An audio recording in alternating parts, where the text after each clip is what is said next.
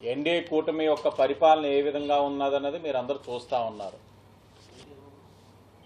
NDA కూటమి యొక్క ఆలోచన అన్నీ కూడా అభివృద్ధి వైపు అడుగులు వేస్తూ ఉన్నాయి. ఈరోజు ఉపాధి ఉద్యోగ అవకాశాలు కల్పించడం, రాష్ట్రానికి పెట్టుబడులు తీసుకురావడం, అభివృద్ధి, అన్ని వర్గాల యొక్క సంక్షేమం, అంటే అన్ని వర్గాల యొక్క సంక్షేమం అనే ఆలోచనతో ఈరోజు ఎన్డీఏ కూటమి ముందుకు వెళ్తూ ఉన్నాం. మీరు చూసినట్లయితే పండక్కి ముందు ఏదైతే గత ప్రభుత్వంలో పెండింగ్ పెట్టిన బిల్స్ ఏదైతే ఉన్నాయో అన్నిటిని ఏకమొత్తంగా 6,700 కోట్లు ఇచ్చి పండుగ వాతావరణం తీసుకురావడం జరిగింది ఎన్డీఏ కూటమి. ఇవన్నీ కూడా గత ప్రభుత్వంలో పెండింగ్ పెట్టి పోయిన బిల్స్నే మేము క్లియర్ చేస్తూ వస్తూ ఉన్నాం.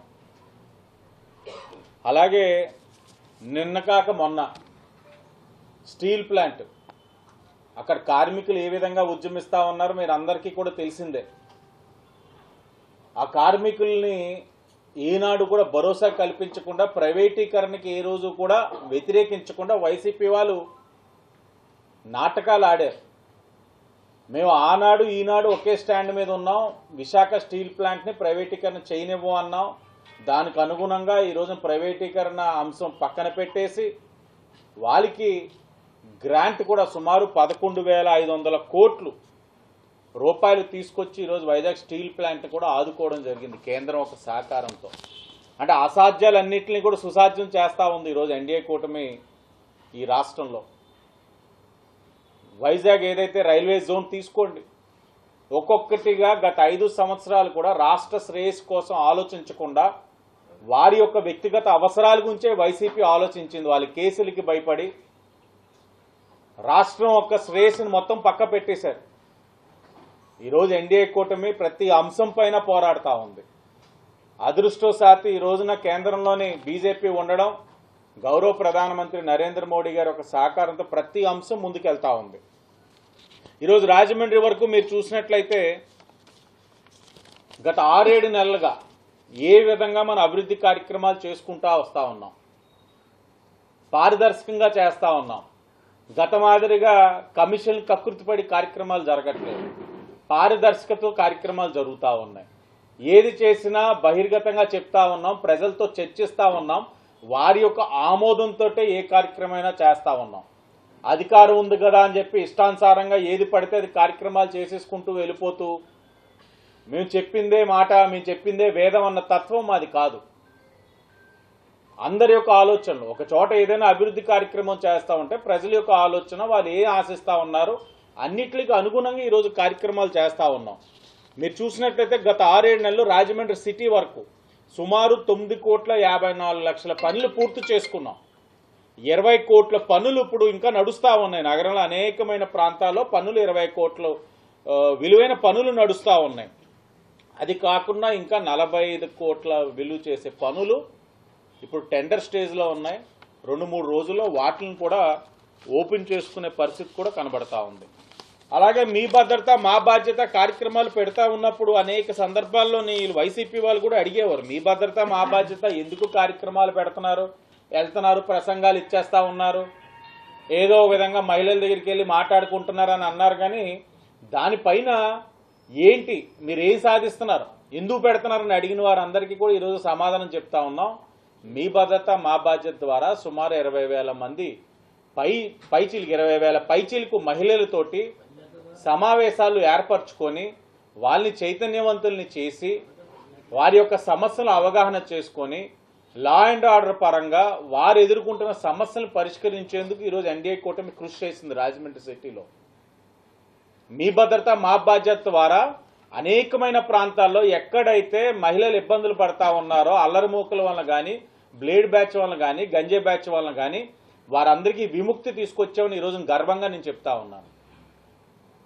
అదేవిధంగా మీ భద్రత మా బాధ్యత ద్వారా మహిళలు చెప్పేవారు, డార్క్ స్పాట్స్ ఉన్నాయి, అక్కడ ఉంటే లైట్లు లేవు, లైట్లు లేకపోవడం వల్ల అల్లరిమూకలు అందరూ రాత్రి అయితే చేరుతా ఉన్నారని ఏదైతే మాకు మీ భద్రత మా బాధ్యత ద్వారా మీటింగుల ద్వారా తెలిసిందో ఆ ప్రాంతాలన్నింటినీ కూడా ఐడెంటిఫై చేసి కార్పొరేషన్కి పెట్టడంతో సుమారు 98 లక్షలు విలువ చేసే లైటింగ్ మెటీరియల్ని ఈ రోజున టెండర్ పిలుస్తూ ఉన్నాం.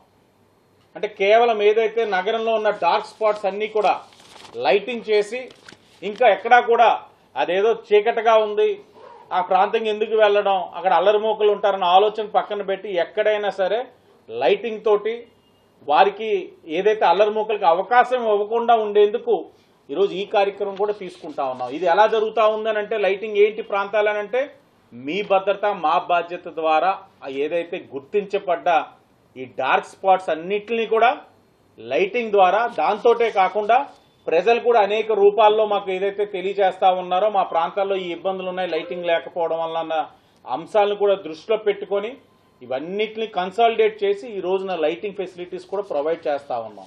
అలాగే క్రైమ్ రేట్ విషయం అంటారా, మీకు అనేక సందర్భాల్లో చెప్తూనే ఉన్నా. క్రైమ్ రేట్ ఏదైతే ఉందో అది గణనీయంగా తగ్గుతూ ఉంది. ఈ నగరంలోని ఏదైతే ఎన్డీఏ కూటమి చేస్తున్న కృషి వలన క్రైమ్ రేట్ని చాలా కంట్రోల్ చేయగలిగాం. ఇదంతా కూడా మీ భద్రత మా బాధ్యత ద్వారా మహిళలు మాకు చెప్పడం వల్ల తెలియని అనేకమైన అంశాలు మాకు తెలిసినాయి. గత 5 సంవత్సరాలు ఏనాడైనా ఈ వైసీపీ వాళ్ళు ఇలా మహిళల దగ్గరికి ఏంటమ్మా శాంతి భద్రతల పరంగా మీకు ఏమైనా సమస్యలు ఉన్నాయా, మీరు ఇళ్లలోంచి రాత్రి 7-8 తర్వాత ధైర్యంగా బయటికి వెళ్ళగలుగుతా ఉన్నారా, 8 తర్వాత మీ ఇంట్లో ఆడపిల్లలు ఉంటే మీ ఇంట్లో ఆడపిల్లల్ని ధైర్యంగా పంపించగలుగుతారా, పక్కనే ఉన్న కిరాణా కొట్టుకు పంపించాలన్నా అన్నది ఏ రోజైనా వైసీపీ వాళ్ళు అడిగారా? గత 5 సంవత్సరాలు ఏ రోజైనా సరే వాళ్ళ దగ్గరికి వెళ్ళి ఇలాంటి సమావేశాలు ఏర్పరిచి మీ ఇళ్లలో మగవారు పని చేసుకుని వస్తూ ఉన్నారు, వారు వచ్చేంత వరకు మీరైనా భయపడుతున్నారా ఏంటి, ధైర్యంగా ఉన్నారా అని ఏ రోజైనా అడగగలిగారా? అడగలేరు. ఎందుకంటే అల్లరిమూకలందరూ మీ వాళ్ళే కదా, మీ ప్రైవేట్ సైన్యమే కదా. మీ ప్రైవేట్ సైన్యం అవ్వడం వల్ల వైసీపీ వాళ్ళు ఏ రోజు అడగల. కానీ మేము ధైర్యంగా ఈ కార్యక్రమాలు చేస్తున్నాం. ఎందుకంటే మాకు ప్రజల యొక్క ఏదైతే మానవ ప్రాణాలు ముఖ్యం, ఆ ఆలోచనతోటే ఈ రోజున ఎన్డీఏ కూటమి ముందుకెళ్తా ఉంది. అలాగే ప్రజా దర్బార్లు పెట్టినప్పుడు కూడా ఎందుకు ప్రజా దర్బార్లు పెడుతున్నారు, అక్కడ అర్జీలు తీసుకుంటా ఉన్నారు, అక్కడ అర్జీలన్నీ తీసుకొని పక్కన పాడేశారని అనేక సందర్భాల్లో మాట్లాడుతూ ఉన్నారు వైసీపీ వాళ్ళు. వాళ్ళకి చెప్తా ఉన్నాం, ఈరోజు ప్రజా దర్బార్లో మేము పెట్టిన సమావేశాల వలన అనేక మంది అర్హులైన వారు పెన్షన్లు అర్జీలు పెట్టుకున్నారు, రేషన్ కార్డులు అర్జీలు పెట్టుకున్నారు, అలాగే డ్రైన్లు అడిగారు, రోడ్స్ అడిగారు, పార్కులను అభివృద్ధి చేయమని అడిగారు. ఏదైతే అనేక ప్రాంతాల నుంచి వచ్చిన అర్జీల్లోని ప్రయారిటీ కింద పెట్టుకొని చాలా మట్టుకు రోడ్లని డ్రైన్లు కూడా ఇప్పుడు ఏదైతే 40-45 కోట్లు చెప్తా ఉన్నో దాంట్లోనే ఆల్రెడీ టెండర్ స్టేజ్లో ఉన్నాయి. ప్రజా దర్బార్ ద్వారా ప్రజల నుంచి మాకు వచ్చిన అర్జీల్ని ఈ రోజున రోడ్లు కానీ డ్రైన్లు కానీ ఏదైతే అడిగారో వాటిలన్నింటినీ కూడా పరిష్కరిస్తూ ఉన్నాం. అలాగే ప్రజా దర్బార్లో మాకు ఏదైతే అర్జీలు వచ్చినాయి, ఏ ప్రాంతంలో ఎంతమంది ఏంటి పెన్షన్ కానీ లేకపోతే రేషన్ కార్డుకి అడిగారో అవన్నీ కూడా మేము భద్రంగా కార్పొరేషన్లోని డేటాను మొత్తం అంతా కూడా మళ్ళా ఇచ్చిన అర్జీలన్నింటినీ వెరిఫై చేసి ఆ జెన్యూనిటీని చూసుకొని అన్నింటినీ కూడా రెడీ చేసుకున్నాం. ఏ నిమిషమైనా ప్రభుత్వం కొత్త రేషన్ కార్డు ఇవ్వడానికి ఓపెన్ చేసిన వెంటనే సైట్ ఇవన్నీ కూడా ఆన్లైన్ చేసి కొత్త రేషన్ కార్డు పెన్షన్లు ఇచ్చే కార్యక్రమం కూడా తీసుకుంటాము. అలాగే మాకు ఆ ప్రజా దర్బార్లో సుమారు 16 పార్కులను అభివృద్ధి చేయమని చెప్పి ప్రజా దర్బార్లో మాకు అర్జీలు రావడం జరిగింది. 16 పార్కులు కూడా సుమారు 5 కోట్లు విలువ, వర్క్స్ 5 కోట్లు విలువ చేస్తూ ఉన్నాయి. వాటిని కూడా ఇప్పుడు టెండర్లు పిలుస్తూ ఉన్నాం. అంటే ప్రజా దర్బారు ద్వారా ప్రజల యొక్క సమస్యలు అవగాహన చేసుకుంటూ వాళ్ళకి అవసరమైన అభివృద్ధి కార్యక్రమాలు చేయడంతో పాటు సంక్షేమ పరంగా రాష్ట్ర ప్రభుత్వం ఏ రోజైతే నిర్ణయం తీసుకుంటుందో ఆనాడు వెమ్మటనే ఇవన్నీ కూడా అర్హుల కింద చేసే కార్యక్రమం వెరిఫికేషన్ కూడా చేసి వాళ్ళ యొక్క ఏదైతే అర్జీలను అన్నింటినీ కూడా సంక్షేమ కార్యక్రమాలు అందించే కార్యక్రమం కూడా ఎప్పటికప్పుడు అప్రమత్తంగా చేసుకుంటూ వస్తూ ఉన్నాం. ఇవన్నీ కూడా ఒక్కొక్కటిగా ప్రభుత్వం దశల వారీగా చేసే కార్యక్రమాలన్నింటినీ కూడా ప్రజలకి అందించడంతో పాటు ఏదైతే రాజమండ్రి సిటీలో శాసనసభ్యుడిగా చేయాల్సిన కార్యక్రమం కూడా మేము ఒక్కొక్కటిగా చేసుకుంటూ వస్తూ ఉన్నాం. స్పోర్ట్స్ హబ్గా తీర్చిదిద్దుతామన్నాం. సుమారు 7-8 కోట్లు విలువ చేసే ఏదైతే టెండర్ స్టేజ్లో ఉంది, ఈరోజు స్టేడియం నిర్మించుకోబోతా ఉన్నాం. వారం రోజుల్లో అది కూడా టెండర్ ఓపెన్ అవుతా ఉంది. ఏదైతే ఎన్నికల ముందు ఇచ్చిన హామీకి అనుగుణంగా రాజమండ్రి స్పోర్ట్స్ హబ్ కింద తీర్చిదిద్దుతామన్నాం. అది కూడా ఇప్పుడు ఏదైతే 45 కోట్లలో అది కూడా ఉంది. అలాగే రివర్ ఫ్రంట్ టూరిజం కేంద్రం కింద రాజమహేంద్రవరం తీర్చిదిద్దడానికి గోదావరి గట్టు మీద రివర్ ఫ్రంట్ చేయాలన్నాం. 22 కోట్లు విలువ చేసే టెండర్ కూడా ఒక వారం రోజులు అది కూడా ఓపెన్ అవుతా ఉంది. గతంలోనే అక్కడ మీటింగ్ కూడా పెట్టున్నాం. పూలే అంబేద్కర్ కమ్యూనిటీ హాల్ ఏదైతే ఉందో అక్కడ మీటింగ్ పెట్టి ప్రజల దగ్గర చర్చించాం. ఇది రివర్ ఫ్రంట్ ఇలా జరుగుతూ ఉంది, ఏదైనా మీకు సమస్యలు ఉన్నాయా ఏంటి అని అంటే వారికి కూడా వాళ్ళు సూచనలు ఇచ్చారు. వాటన్నిటిని కూడా పరిగణలోకి తీసుకొని ఈరోజు రివర్ ఫ్రంట్ కార్యక్రమం కూడా గట్టిగా ఉంటే 10 రోజుల్లో దాన్ని కూడా ప్రారంభించుకోబోతా ఉన్నాం. ఇవన్నీ కూడా ఎందుకు చెప్తా ఉన్నామంటే 6-7 నెలల్లో సుమారు 80 నుంచి 90 కోట్లు విలువ చేసే పనులన్నీ కూడా రాజమండ్రి సిటీలోని ఈ 6-7 నెలల్లో చేసామంటే వైసీపీ వారు ఊహకు వదిలేస్తా ఉన్నాం. వచ్చే 4.5 సంవత్సరాలు ఏ విధంగా ఉంటుంది అన్నది వాళ్ళు ఊహకు వదిలేస్తా ఉన్నాం. అభివృద్ధి ఏదైతే ఉందో ఈ నగరం యొక్క అవసరాల్ని గుర్తించి, మా వ్యక్తిగత అవసరాలు కాదు, గత 5 సంవత్సరాలు వారి వ్యక్తిగత అవసరాలు వాళ్ళ ఆలోచనల్ని ప్రతిబింబించే విధంగా కార్యక్రమాలు జరిగినాయి. మా ఆలోచన అది కాదు. నగరం యొక్క అవసరాన్ని దృష్టిలో పెట్టుకొని రాబోయే 30 సంవత్సరాల నగరం ఏ విధంగా అభివృద్ధి చెందుతుంది అన్నది ఒక అవగాహనతో ఈ అభివృద్ధి కార్యక్రమాలన్నీ కూడా చేస్తున్నామని కూడా అందరికీ తెలియచేసుకుంటూ, మరి ఏదైతే ఏపీ పేపర్ మిల్ సమస్య ఉందో కార్మికులందరికీ శుభవార్త. ఇప్పటికే ఇండస్ట్రీ సెక్రటరీ యువరాజ్ గారు మేనేజ్మెంట్ వారితో చర్చలు జరపడం జరిగింది.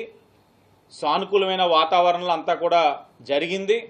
మరి ఆయన కూడా ఇప్పుడు వరల్డ్ ఎకనామిక్ ఫోరం వెళ్ళడం వల్ల ఆయన కూడా ఆ కమిటీలోని ముఖ్యమంత్రి గారి యొక్క కమిటీలో ఉండడం వల్ల ఈ కాస్త గ్యాప్ రావడం జరిగింది. 24వ తారీఖు తర్వాత ఆయన మరలా వచ్చిన తర్వాత మళ్ళా కంపెనీ వాళ్ళతోటి మాట్లాడి త్వరగతిన ఈ సమస్యని పరిష్కరించేందుకు, అంటే అగ్రిమెంట్ అయ్యేందుకు ఎన్డీఏ కూటమి కృషి చేస్తూ ఉంది. కార్మికులు అనుకోవచ్చు మొన్న ఏదో వచ్చారు, మేము చేస్తున్న కార్యక్రమానికి విరమించేశారు, దాని తర్వాత పట్టించుకుంటలేదేమో అన్న భావనలో కొంతమంది ఉన్నారు. ఆ భావన వాళ్ళకి రాకపోయినా కొంతమంది గిల్లుతూ ఉన్నారు. అందుకని చెప్తా ఉన్నాం, మేము ఎప్పటికప్పుడు కార్తికేయ మిశ్రా గారితో నేనే మాట్లాడుతూ ఉన్నాను. ఆయన ఎప్పటికప్పుడు డేటా కూడా ఏంటంటే ఏం జరుగుతుందన్నది కూడా ఇన్ఫర్మేషన్ ఇస్తూ ఉన్నారు. మేము ఆ సమస్య పైనే ఉన్నాం. అతి దగ్గరలో మంచి అగ్రిమెంట్ చేసేందుకు మా ప్రయత్నం మేము చేస్తూ ఉన్నాం. ప్రభుత్వం కూడా చాలా సీరియస్గా ఉంది. ఎందుకంటే ఈ యొక్క పరిశ్రమ ఏదైతే కార్మికులకు అన్యాయం జరుగుతుందో అగ్రిమెంట్, మంచి అగ్రిమెంట్ చేయాలన్న ఆలోచనలో కూడా ఈ ప్రభుత్వం కూడా ఉందని కార్మికులందరికీ కూడా మీ ద్వారా వారికి తెలియచేస్తూ, చివరిగా జనవరి 23 తెలుగుదేశం పార్టీ జాతీయ ప్రధాన కార్యదర్శి మొన్ననే తెలుగుదేశం పార్టీ చరిత్రలో ఎప్పుడు కూడా చూడని విధంగా కోటి సభ్యత్వాలు దాటిన ఏదైతే రికార్డు ఉందో సాధించిన వ్యక్తి. రాష్ట్రంలో విద్యా శాఖలో, విద్యా వ్యవస్థలో పెను సంస్కరణలు తీసుకొస్తూ పిల్లలపైన ఒత్తిడి లేకుండా వారికి మంచి విద్య అందిస్తూ సరైన నైపుణ్యాన్ని కూడా వారికి అందించే కార్యక్రమంలో నిమగ్నమైన యువ నాయకుడు నారా లోకేష్ గారి యొక్క పుట్టినరోజును పురస్కరించుకొని ఎన్టీఆర్ ట్రస్ట్ మరియు గోరెంట్ల శాంతారాం ఫౌండేషన్ డాక్టర్ రవి గారి ఇద్దరి యొక్క సహకారంతో ప్రియాంక గార్డెన్స్లో సుమారు 1000 మందితో బ్లడ్ డొనేషన్ డ్రైవ్ ఆ రోజున చేస్తూ ఉన్నాం. మీ ద్వారా ప్రజలకి విజ్ఞప్తి చేస్తూ ఉన్నాం. ఒకటి, తెలుగుదేశం పార్టీ అభిమానులకు, నాయకులకు, కార్యకర్తలకు, ఎన్డీఏ కూటమి అభిమానులకు, నాయకులకు, కార్యకర్తలకు, సామాజిక బాధ్యత కలిగిన వారికి రక్తదానం చేయండి. ప్రాణాన్ని నిలబెట్టే వారి కింద సహకరించండి. ఆ రోజున ఏదైతే ఈ రక్తదాన శిబిరాన్ని మేము ఏర్పరుస్తూ ఉన్నామో మీరందరూ కూడా వచ్చి పాల్గొని విజయవంతం చేయడానికి మీ వంతు కృషి మీరు చేయాలని చెప్పి కోరుకుంటూ, అలాగే అక్టోబర్ 26 ఏదైతే నా పుట్టినరోజు నాడు జాబ్ మేళా పెట్టినప్పుడు ఆ రోజు మేము చెప్పున్నాం, ప్రతి 3 మంత్స్కి ఒక స్కిల్ ట్రైనింగ్ ఒకటి 100 మందికి మేము తీసుకుంటున్నాం ఒక ప్రాజెక్టు. అది దగ్గరలో ప్రారంభించుకుంటామని చెప్పడం జరిగింది. ఏబిసిటీ కింద అంటే అమరావతి భవానీ చారిటబుల్ ట్రస్ట్ కింద దాన్ని డిజైన్ చేసి ఆ ప్రోగ్రామ్ని సుమారు ఏదైతే మనకి బహిరంగ మార్కెట్లో 20,000 3 నెలలకి, అంటే ప్రతి నెల 3 నెలలకి కలిపి 20,000 ఛార్జ్ చేసే ఏదైతే ఈ కోర్సెస్ ఏదైతే ఉన్నాయో వారికి కేవలం 5,000 రూపాయలకే, అంటే భవానీ చారిటబుల్ ట్రస్ట్ 15,000 పెట్టుకుంటుందని నేను ఆ రోజే చెప్పాను.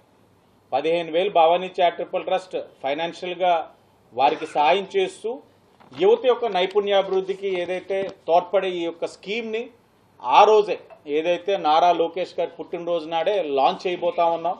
సుమారు 90 మంది ఇప్పటికే దాంట్లో లాగిన్ అయ్యి ఉన్నారు.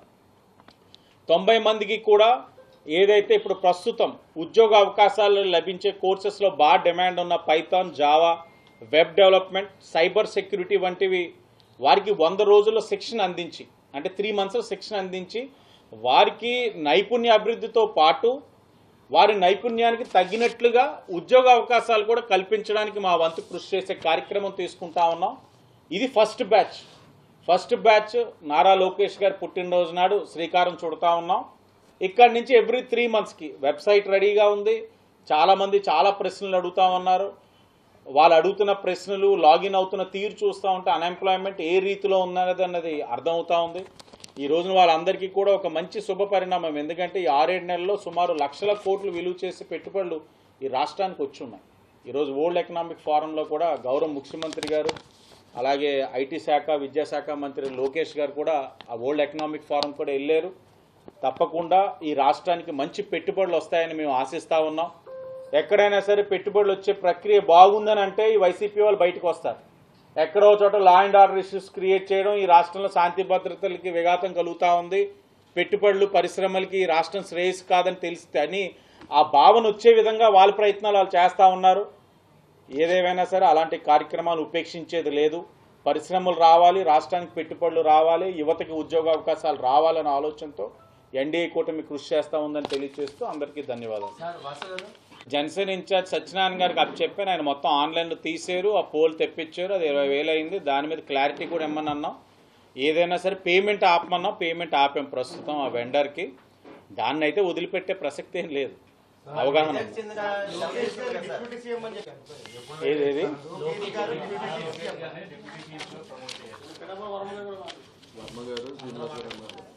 సార్, ఇప్పుడు ఇది ఎన్డీఏ కూటమిలో ముఖ్యమంత్రి చంద్రబాబు నాయుడు గారు, ఉప ముఖ్యమంత్రి పవన్ కళ్యాణ్ గారు, బీజేపీ ఉన్నారు. TDP, BJP, Janasena. ఎన్డీఏ కూటమిలో ఎవరికి ఏ స్థానంలో ఉండాలన్నది ఒకటి.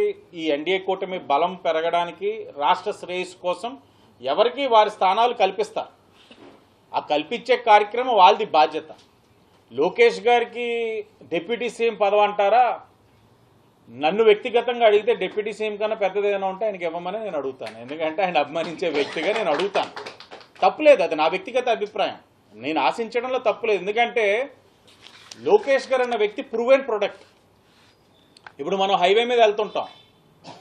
హైవే మీద వెళ్తున్నప్పుడు సేఫ్టీ తీసుకుంటాం. కారు ఏంటి సేఫ్టీ ఫ్యాక్టర్స్లో ఏ కారు మంచిది ఏంటని. వోల్వో కార్ తీసుకుంటే సేఫ్టీ పారామీటర్స్లో బెస్ట్ కార్ అని మనం ఫీల్ అవుతాం. ఎందుకంటే ప్రూవెన్ అంటే అది రుజువు చేసుకుంది. అలాగే లోకేష్ కూడా రుజువు చేసుకున్నాడు ఆయన నాయకత్వాన్ని, ఆయన ప్రతిభని. కానీ నేననేది ఏంటంటే ఈరోజు ఆయన ప్రతిభని అంతా కూడా గుర్తిస్తూ ఉన్నారు. గుర్తించని రోజే నేను మాట్లాడున్నాను. నాలా కొంతమంది ఉన్నారు మాట్లాడుతున్నాం. లోకేష్ గారు నాయకత్వాన్ని మనం బలపరచాలి, ఆయన ఒక అవసరం ఈ రాష్ట్రానికి ఉంది. ఈరోజు మీరు చూడండి, కార్యకర్తలకు ఏదైతే సంక్షేమ నిధి అన్నది పెట్టి కార్యకర్తల కోసం ఆలోచించే ఏకైక ఏదైతే రీజనల్ పార్టీ తెలుగుదేశం పార్టీ. దీన్ని తీసుకుని ఆదర్శంగా మరిన్ని పార్టీలు ఈరోజు ఇన్సూరెన్స్ అన్ని ప్రారంభించారు. కానీ మొట్టమొదటిగా రీజనల్ పార్టీగా ప్రారంభించింది తెలుగుదేశం పార్టీ, కార్యకర్తలకి ఇన్సూరెన్స్ అన్నది. దాంతోపాటు ఈరోజు 1 కోటి సభ్యత్వాలు అవ్వడం అంటే చిన్న విషయం కాదు. ఏదో అంటా ఉన్నారు ప్రలోభాలు పెట్టి ఇది వస్తేనే సంక్షేమ కార్యక్రమాలు వస్తాయని. ఒక్కరితో అనిపించమనండి. తీసుకున్న వాళ్ళు ఎవరినైనా ఒక్కరినైనా సరే సభ్యత్వం తీసుకున్న వాళ్ళకి నిన్నేనా ప్రలోభ పెట్టారా, నీకు ఏదైనా నువ్వు స్వచ్ఛందంగా తీసుకున్నావు అని అడగండి. ఈయన ఎప్పటికప్పుడు ఒక యువగలం ద్వారా ఏదైతే రాష్ట్రంలోని అనేకమైన ప్రాంతాల్లో ఉన్న సమస్యలను అవగాహన చేసుకున్నారు. నిన్ననే చూసాం కర్నూలు దగ్గర ఈవీ ప్లాంట్ 1800 కోట్లతో పెట్టుబడి. అంటే రాయలసీమ అవసరాలు ఏంటి, ఈ ఉభయ గోదావరి జిల్లాల అవసరాలు ఏంటి, ఉత్తరాంధ్ర అవసరాలు ఏంటి, అవసరాలకు అనుగుణంగా పరిశ్రమలు తీసుకొస్తా ఉన్నారు. ఎక్కడికక్కడ బ్యాలెన్స్ చేస్తున్నారు. ప్రాంతాల మధ్యన విభేదాలు రాకుండా కూడా బ్యాలెన్స్ చేస్తున్నారు. ప్రభుత్వ పరంగా కూడా మంచి నిర్ణయాలు తీసుకోవడానికి ఆయన సాంకేతికంగా ఆయన అవగాహన కలిగిన వ్యక్తిగా ఈ ప్రభుత్వానికి సాంకేతిక పరిజ్ఞానం అనుసంధానం చేసే కార్యక్రమం. దీనికన్నా ఇంక ప్రూవ్ చేసుకోవడానికి ఏముంది? అంటే చంద్రబాబు నాయుడు గారు అభివృద్ధి లేకపోతే నష్టం కలిగి ఉందండి. గత 5 సంవత్సరాలు తీవ్రమైన నష్టం కలిగి ఉంది రాష్ట్రానికి. ఆ నష్టాన్ని భర్తీ చేసే కార్యక్రమంలో ఈ రోజున ముఖ్యమంత్రి గారు ఉన్నారు, అలాగే ఐటీ విద్యాశాఖ మంత్రిగా ఆయన ఉన్నారు. అలాగని పార్టీ నేని వదిలేలేదు. పార్టీలో ఎవరికి ఏ స్థానం కల్పించాలన్నది, పార్టీలో ఎవరికి ఏ అవసరం ఉందన్నది ఆయనకి తెలుసు. ఆయన ఎక్కడ ఏ పొజిషన్లో పెట్టాలి అన్నీ తెలుస్తాయి. కానీ ఇప్పుడు పక్కన తెలంగాణ రాష్ట్రంలోని వీలే కానీ ఆ స్థానంలో ఉండుంటే అది ఇంకో విధంగా మన పని ఇంకోలా ఉంటుంది. కానీ ఈ రాష్ట్రం ఏంటంటే నష్టపోయిన రాష్ట్రం కాబట్టి రేయింబగలో ఇంకా అదే పని మీద ఉండడం వల్ల పార్టీకి కొద్ది దూరం అవుతున్నారన్న భావన అయితే ఉంది. అలాగని అది తాత్కాలికమే. ఎందుకంటే ఇన్నాళ్ళ నుంచి పార్టీ ఎన్నో సంక్షోభాల నుంచి పార్టీ ఎమర్జ్ అవుతూనే వచ్చాం. గత 5 సంవత్సరాల్లోనే ఉన్నంత సంక్షోభం ఇబ్బందులు పార్టీ ఏనాడు కూడా కలగలేదు. అలాంటి సంక్షోభం నుంచి కూడా మేము బయటకు వచ్చున్నాం, అందరం వచ్చున్నారు. కాబట్టి అవన్నీ తాత్కాలికం. ఎందుకంటే హై ఎక్స్పెక్టేషన్స్తో ఉన్నారు ప్రతి ఒక్కరు. ప్రజలు అదే ఎక్స్పెక్టేషన్స్లో ఉన్నారు, మా క్యాడర్ అదే ఎక్స్పెక్టేషన్స్లో ఉన్నారు. ఎందుకంటే జగన్మోహన్ రెడ్డి చేసిన అది ఏంటంటే దాడులు కానీ, ఒత్తిడి కానీ, లేకపోతే ఇంకేదైనా కానివ్వండి, ప్రతి ఒక్కరు కూడా దాన్ని ఎదుర్కొని ఈరోజు ఈ స్థాయిలోకి వచ్చేసరికి ప్రతి ఒక్కరు కూడా గుర్తింపు కోరుకుంటామన్నారు. సరైన సమయంలో అందరికీ గుర్తింపు వస్తుంది. 6 నెలలు అయింది, ఇంకా 4.5 సంవత్సరాలు ఉంది. పార్టీ 50% యూత్ని ఎమర్జ్ చేసినప్పుడు పార్టీకి లైఫ్ ఉంటుంది కదా. అంటే ఓన్లీ ఎమ్మెల్యే తాగితే అందరూ అన్నీ వస్తే ఒక్కొక్కటిగా ఒక్కొక్కరం వస్తాం. మంచి యువ నాయకుడు రామ్మోహన్ రెడ్డి సెంట్రల్ మినిస్టర్ చేశారు, పెమ్మసానాన్ని సెంట్రల్ మినిస్టర్ చేస్తున్నారు, మంత్రుల్లోని మంచి వాళ్ళు వచ్చారు. ఇక్కడ సుభాష్ ఆయన వచ్చున్నారు, దుర్గేష్ గారు యువకుడి కింద ఉన్నారు, ఆయన కూడా వస్తారండి. అన్నీ లైనప్ అవుతాయి. మరో 15 సంవత్సరాలు ఎన్డీఏ కూటమి అధికారంలో ఉంటుంది, రాసుకోండి. దాంట్లో ఏమాత్రం సందేహం లేదు. ఈ 3 పార్టీలు కలిసి ఉంటాయి. ఈ ముఖ్యమంత్రి ఉప ముఖ్యమంత్రి మధ్యన ఏదో పెట్టేసి ఆ మంట పెట్టేసి ఆ చల్లార్చుకుందాం వైసీపీ పిల్ల సైకోగాళ్ళు ఉన్నారేమో. మీ ఆనందం ఆ రాత్రికే. ఇది శాశ్వతంగా ఈ కూటమి మరో 15 సంవత్సరాలు అధికారంలో ఉంటుంది. ఇలాగే కలిసి ఉంటాం. ఆ పార్టీ వ్యక్తిగత అభిప్రాయం. ఈ వ్యక్తిగత అభిప్రాయాన్ని పవన్ కళ్యాణ్ గారిలో కానీ, చంద్రబాబు నాయుడు గారిలో కానీ ఏమీ లేని భేదాలని వీళ్ళు క్రియేట్ చేసేసి అయ్యి బాబే పవన్ కళ్యాణ్ గారు బాధపడుతున్నారు, లేకపోతే చంద్రబాబు నాయుడు గారు కోపడుతున్నారు అని చెప్పి ఈ వైసీపీ వాళ్ళు క్రియేట్ చేస్తున్న సిచ్యువేషనే కానీ ఎవరికి ఏ బాధ లేదు. హ్యాపీగా ఉన్నారు. ఎవరి స్థానాలు వాళ్ళకు ఉన్నాయి, ఎవరి గౌరవం వాళ్ళకు ఉంది, ఎవరికి ఏ టైంలో గౌరవం ఇవ్వాలో కూడా ఆ పెద్దలకు తెలుసు. అంటే అంతకన్నా డిప్యూటీ సీఎం కన్నా పెద్దగా అయితే బాగుంటుంది అంటారు లోకేష్ గారికి. అంటే నేను నా వ్యక్తిగత అభిప్రాయం అంతే. దానికన్నా పెద్ద అంటే సీఎంఏ కదా. నా వ్యక్తిగత అభిప్రాయం. తప్పే ఉంది యువ నాయకుడిగా. నేను ఈరోజు రేపే సీఎం అయిపోవాలని. ఇప్పుడు జగన్ వచ్చాడు, మొన్న ఏదో పిఠాపురం వచ్చాడు, ఎక్కడికి వెళ్తున్నా మొన్న తిరుపతి ఇన్సిడెంట్ కూడా వెళ్తే వెంటనే సీఎం అని అరుస్తున్నాడు. అంటే ఏంటి సీఎం అంటే నిమిషం అంటే చంద్రబాబు గారిని కుర్చీల నుంచి లాగేసి మా అందరినీ కూడా ఈవీఎం కాదని చెప్పి మళ్ళీ ఓటింగ్ పెట్టేసి వాళ్ళు నెగ్గేసి అయిపోయి సీఎం వెంటనే జగన్మోహన్ రెడ్డి అని నేను అనేస్తాడా ఎటైనా? ఇవన్నీ జరిగేవి కావు. వారి అభిప్రాయం వాళ్ళది, నా వ్యక్తిగత అభిప్రాయం నాది. తప్పకుండా అవ్వాలని నేను కోరుకుంటాను. ఎందుకంటే మా అందరి కోసం ఇంత కష్టపడి నిలబడి కార్యకర్తల కోసం ఆలోచించే వ్యక్తి అయితే ఇంకా రాష్ట్రం ఇంకా మరింత శ్రేయస్గా ఉంటుంది, క్షేమం నేను భావిస్తా ఉన్నాను. అలాగే నేను ఎవరిని కూడా చంద్రబాబు నాయుడు గారిని కానీ పవన్ కళ్యాణ్ గారిని కానీ ఎక్కడ కించపరిచే ఆలోచన లేదు. వాళ్ళ మాట ఎప్పుడైనా ఫైనల్ పార్టీ డెసిషన్. చెప్పండి, తప్పు. ఎందుకు లాభం? ఏం లాభం? కళ్యాణ్ గారిని ఆప్యాయంగా అన్నయ్య అని పిలుచుకుంటున్నాడు లోకేష్ గారు. చంద్రబాబు నాయుడు గారు మంచి గౌరవం ఇస్తా ఉన్నాడు. పవన్ కళ్యాణ్ గారు కూడా ఆఖరికి మొన్న గేమ్ చేంజర్ ఆ సినిమా ప్రీ ఈవెంట్ అప్పుడు కూడా అంటున్నారు, ఈ రాష్ట్రానికి ఆయన ఒక అనుభవమైన వ్యక్తి అవసరం ఉందని. ఇంత బంధం బలంగా ఉన్నప్పుడు, కేంద్రం ఒక సహకారం పుష్కలంగా ఉన్నప్పుడు ఇంకెందుకు వీళ్ళకి అవన్నీ వస్తాయి? మా పార్టీలో రావాల్సిన అవసరం ఉంది. లోకేష్ గారు ఆయన స్థానంలో ఆయన ఇప్పటికే చాలా న్యాయం చేస్తూ ఉన్నారు. మా వ్యక్తిగత అభిప్రాయం భవిష్యత్తులో ఆయనకి ఇంకా గుర్తింపిస్తే ఇంకా మంచి న్యాయం జరుగుతుందని. ఇప్పుడు న్యాయం జరగట్లేదని కాదు, ఇప్పుడు పరిగెట్టేదానికి మరింత పరిగెట్టేదానికి తేడా ఉంటుంది. అవును, ఏది మా నాయకుడు చంద్రబాబు నాయుడు గారు ఎన్డీఏ కూటమి అధికారంలో ఉంది కాబట్టి కళ్యాణ్ గారు బీజేపీని తప్పకుండా సంప్రదించాలి కాబట్టి మోడీ గారు వీళ్ళందరూ ఒక కలయికతోటి నిర్ణయాలు, ఆ నిర్ణయాలు వచ్చినప్పుడు కంపల్సరీ వీళ్ళు ముగ్గురు చర్చించుకొని రేపు లోకేష్ గారికి ఇంకా పెద్దది ఇద్దాం అనుకుంటే వీళ్ళు ముగ్గురు అంటే మా అందరికి హ్యాపీ. ఎవరు అయితే సంతోషం, అంతే సంతోషం. ఆయన నిజంగా నేనే పెద్దవాడిని నాకు ఇవ్వాలి అని అన్నారనుకోండి, అందరు కూర్చుంటారు. నిర్ణయానికి వచ్చిన తర్వాత మేము ఇది నిర్ణయం తీసుకున్నాం అన్నారు అనుకోండి, సరే అన్నప్పుడు ఫస్ట్ చెయ్యి ఎత్తేది నేనే ఉంటాను. అలా కాదు లోకేష్ గారికి ఇంకా పైన గుర్తింపు ఇవ్వాలని అడిగారు అనుకోండి, ఇవ్వండి అని చెయ్యి ఎత్తేది నేనే. అలా కాదు చంద్రబాబు నాయుడు గారు పవన్ కళ్యాణ్ గారు మోడీ గారితో చర్చించి లేదయ్యా ఈ నిర్ణయానికి వచ్చామన్నారు అనుకోండి ఫస్ట్ చెయ్యెత్తేది నేను, ఎందుకంటే పార్టీ మనుషులం కదా, చెయ్యెత్తడమే తెలుసు, అభిప్రాయాలు తెలియజేయడం తెలుసు, కానీ దగ్గరించి బయటికి వెళ్ళిపోయే వ్యక్తులు కాదు కదా. ఎందుకు సడన్ గా ఈ అంశం తెర మీదకి వచ్చింది? ఏది? డిప్యూటీ సీఎం గా లొకేషన్ చేయాలనేది ఎందుకు తెర మీదకి వచ్చింది? అంటే ఇది వస్తున్న దాన్ని అడ్డుకునే ప్రయత్నంలో కానీ రాజకీయాలు డైవర్ట్ చేయాలని కానీ అంటే ఇది పార్టీలోనా లేకపోతే ప్రతిపక్షంలో ఎవరైనా ఇది చేస్తున్నారు? ఇప్పుడు మనం దీనికి ఎప్పుడు హై ప్రయారిటీ ఇవ్వాలంటే మీరు చంద్రబాబు నాయుడు గారి మనసు నుంచి వచ్చిందనో లేకపోతే లోకేష్ గారి మనసు నుంచి వచ్చిందంటే మీరు ఏంటి ఇది ఎలా జరిగిపోయిందని అనుకోవాలి. శ్రీనివాసరెడ్డి గారో లేకపోతే వరం గారో నేను మాట్లాడినప్పుడు అది మీడియా పరంగా ఒక న్యూస్ అవుతుంది, కానీ అదే చంద్రబాబు నాయుడు గారో లేకపోతే లోకేష్ గారి నుంచి వచ్చిందనుకుంటే సెన్సేషన్ అవుతుంది, కేంద్రం ఉలిక్కిపడాలి. ఇప్పుడు వాళ్ళ మధ్యన ఏది లేనప్పుడు మనం ఎందుకు ఉలిక్కిపడడం?